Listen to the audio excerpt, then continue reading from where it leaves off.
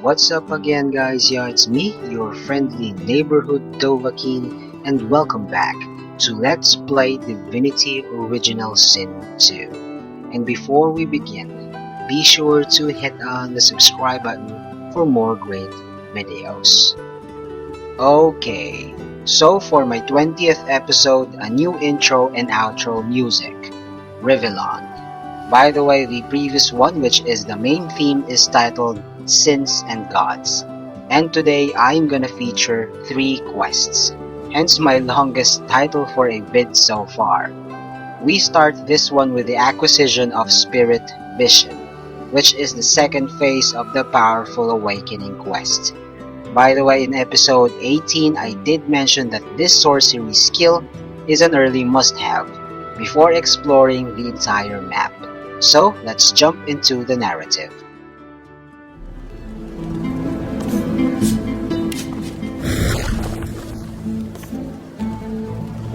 As you suck the smoke deep into your lungs, your vision starts to swim and cloud. There is an intense pounding in your head, and you can feel the world fading. As the world fades away, you lose all sense of being grounded. You reach out, but you can feel yourself falling slowly, sinking into the depths of your own soul.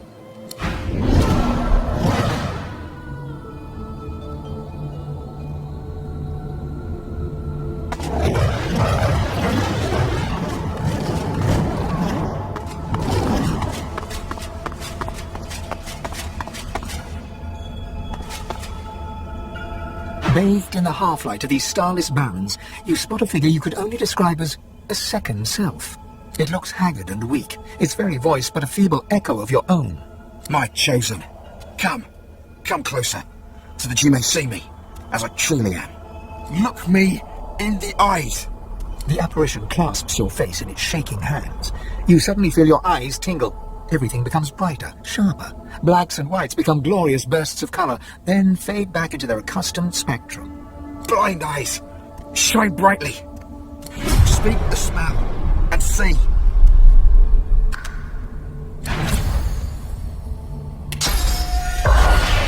Gone is the strange mirror image of yourself. Before you stands the god Ranit in all his spectral glory. You know me now, don't you? I saved you from drowning. I blessed you, made you powerful. And now I've come to seek some power in return. Your God-woken soul is my last refuge, my last bastion. May as well make the best of what you have to offer. Ranit nourishes himself from the source that abounds in your presence. You feel it deep down inside yourself. Ah, yes! Just what I needed. I tell you, dying just doesn't become a god. The void itself is hunting down the gods, leeching us in ways we never thought possible. Droplet by droplet, we are being drained. We're battling for our very survival. It's a battle we're losing, and should we truly lose, all will be cast into oblivion. To save us both, as a matter of fact. You must realize that our fates are now as one, just as our souls are now as one. We are I. Together we are a force to be reckoned with. But, if we seek to survive the onslaught of the void, we stand no chance unless we become vastly more powerful than we are now. That means there is but one place we can go. The Well of Ascension. It is a lake, a pool of pure source in which the powers of the 7 lie united. We gave them up freely to create the first divine. Each of us donated half of that which makes us gods. To bathe in the lake is to become our chosen. That is where the road to divinity leads, and you must be the first to reach it at all costs. It was a time of selflessness and sacrifice, in the face of our old enemy. It was an act of heroism, and a dreadful mistake. A mistake we must rectify. The void is stronger than ever. A new divine won't be enough. You need to go to the Well of Ascension, not to bathe in the source of the 7, but to take it. All of it. Only he who claims everything will be everything. The void's doom. This world's liberator. It's very simple, really. They will either bow to you, or be undone. But of course, that is what they are saying to their own God-woken as we speak. We both know they won't bow, just like we both know you will never bow to them. Only one can become a god strong enough to safeguard our world. One, at the expense of all others. So make no mistake, my champion. Chances are the road to divinity will be paved with dead gods. their blood on your murderous hands. But don't let that dismay you. For these sins will be washed clean by the knowledge you committed them to save all of existence, to save your kin, and your loved ones, and the world they live in. Of course, the ends do justify the means. Life, or the eternal void. If you choose life, you choose the Well of Ascension. I will lead you there when you're ready, when you've become a true master of the Source, and speak the language of creation itself. Our journey will be fraught with peril. It is a pilgrimage of challenges that will require you to command Source like only a God-woken can, and wield its most powerful spell. Hoarse laughter rolls and echoes into infinity. You flatter me, my chosen. But if all I had to do was give, you would have long since have received. We are I now. The spells you need to know I will teach you when you are ready. But first you must learn to channel the Source in greater volumes. That is why you need to seek masters of the Source. You must make them teach you, so that you may become a master in turn. So, return to Rivellon and seek out these sages where they dwell. Convince them to share with you their deep-seated bond with the Source. Once you have, you may return to me here. Something that will make you understand that for a god, there is precious little difference between the living and the dead. Source is. It is a constant, a subject of neither time nor transience. All of life is Source, and in Source it is, immortally so. You have the vision of a god now. Eyes that can see spirits, the souls of the dead made manifest in Source. Speak the spell during your peregrinations, and you will see them. Where the dead lie, the dead linger. Best of luck, my champion. Wawa, Kralik really wants you to take it all in and be the god of all gods. And as per the relationship with your companions go, the end justifies the means.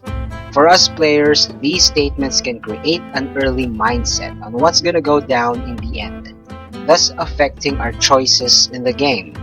Well, I just hope that somewhere along the storyline, there's a big twist that throws everything out of the window. Anyway, the vanilla spirit vision only lasts for 10 turns, and the annoying thing about it is always forgetting to cast it again. Thankfully, there's the Toggleable Spirit Vision mod, and the link is in the description. When it's on, the duration is infinite, and the skill that turns it off is added into the Skills from Items panel, similar to how Polymorph sub-skills work. Alright, this next quest, Strange Cargo, has nothing to do with unseen spirits, but in a way it involves something hidden as well. This one is linked with a missing Magister's quest, of which the primary suspect is this smelly, talking fish barrel.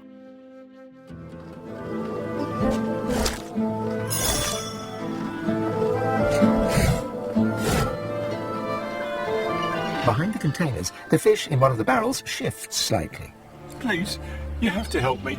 The Magisters have gone mad. I'm a salesman. I tinker. I fix things. I wander. I buy and sell books when I can. I had nothing to do with those Magisters vanishing. Please help me. I don't want to die. I don't want them to take me. I have no idea. I only arrived in town a few days ago. I sold a few items to Grandmaster Ken in Ox and stopped off here on my way to Starseal. I was just sitting in a tavern, minding my own business, and the Magister started screaming at me. I ran and, well... You hear a quiet sob from the fish. Why is this happening? I didn't do anything. There's a moment of silence from within the barrel. Some of the fish seem to shift uncomfortably. I may have been studying some new scrolls I bought. They might have been, well, they called for salts. But that doesn't mean I had anything to do with the disappearances. I'm a tinkerer. I'll fix things for a living. I would never hurt anyone. But you wouldn't. Please, no. If the Magisters find me, we'll all regret it. I have enough niter and brimstone to turn this factory into a crater. Please. I don't want to die. But if the Magisters find me, I won't let them take me. I won't. Thank you. Alicia. 7 times divine, thank you. I'll follow your lead. But please, be careful. If the Magisters see me, I'm done for.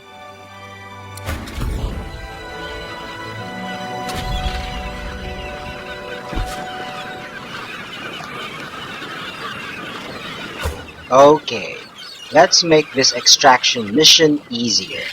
First, I'm gonna put Fane on a high spot, and his task is to teleport Higba to the opposite riverbank. Next, Red is gonna clear the safest path by moving a few barrels and blazing up a poisonous surface. Then he and Sibyl will just wait at the other side of the river.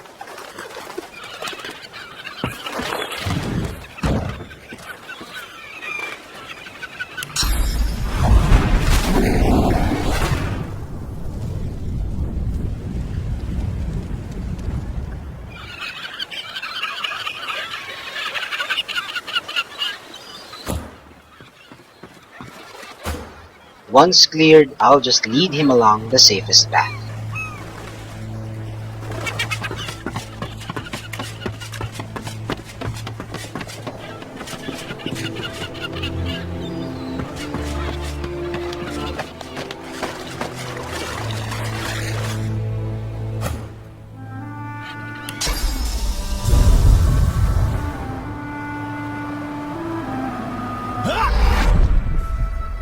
Are we safe?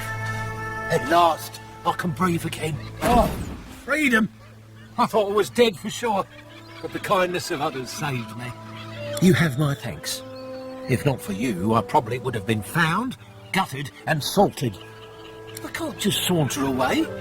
Who knows what might be lurking in a place like this? But once I'm sure the way's clear, I'm running to Ox like a cat with its tail on fire. I'm done with this stinking town. I've been asking myself the same thing. I was just enjoying some stew in the tavern, reading over my latest acquisitions, and then I was surrounded by magisters. He hands you a damp scroll. In between the fish guts, it seems to give details of how to cast a powerful source spell. Here, take it. That's the scroll that caused all this. I barely got out there with my life. It must have belonged to one of their missing friends. They nearly lynched me then and there. They wouldn't listen when I tried to tell them that I got it from the cook. I thought she was an idiot selling it so cheap. Then again, I'm the dolt who ended up in a barrel. But if she has Magister artifacts, she must be the one they're looking for. I swear, once I get to Arx, I'm going to have the bath of my life.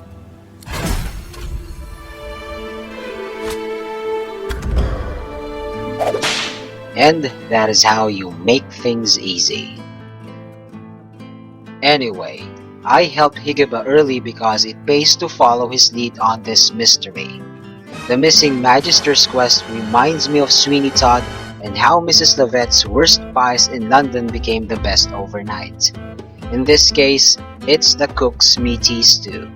By the way, the setting of my next episode is at the tavern, and it's gonna be about something steamy. Okay, the next quest, Lost and Found, is a fight for this henpecked man's marriage against a bunch of Voidwoken. How the hell do you even connect those things, right? Well, let's hear him out. A fisherman stares at the water, muttering to himself. The missus will kill me. She'll tear me a new mouth halfway down my neck. Fish will bite, all right. Not that you'd eat one. I've got a worse problem than that. Way, way worse. I've gone and dropped my wedding ring in the water. I was casting a line and I cast my bloody wedding ring instead. Guess my fingers aren't as fat as they used to be. I could do that. I could. But seeing as the ring has a bit of sauce to it, like as not, going in there will attract Voidwoken. All things equal, between an angry wife and Voidwoken, I'm leaning towards the wife. I'm not asking you to risk your life on account of me and my marital woes, but if you fancy a paddle, you can go right ahead.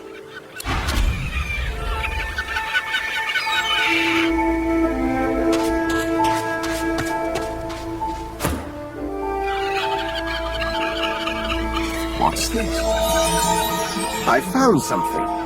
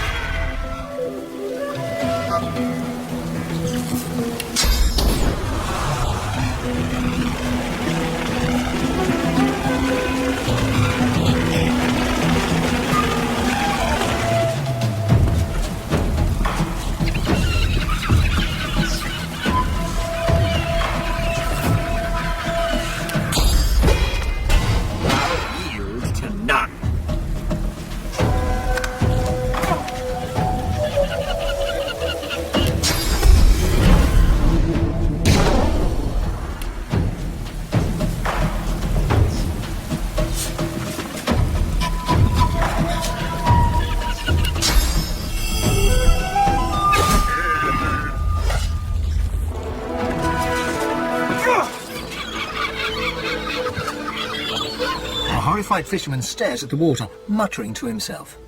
That was terrifying. I need to get myself a new line of work. Something as far away from the water as I can go. Goat herd, high on a mountain. Spice trader in the deserts. Anything but this. If the missus will go for it, of course. She likes the beach. You found it! How wonderful! The wife will be thrilled. Or she would if she ever found out about this, which of course she won't. But I can't thank you enough. He slips the ring onto his finger, where it dangles loose. I feel better already. I need to fatten myself up again so I don't lose it a second time. Can't be relying on the kindness of strangers to dig me out. The very best to you. I wish you well. With a new confidence in his stance, he turns back to his fishing.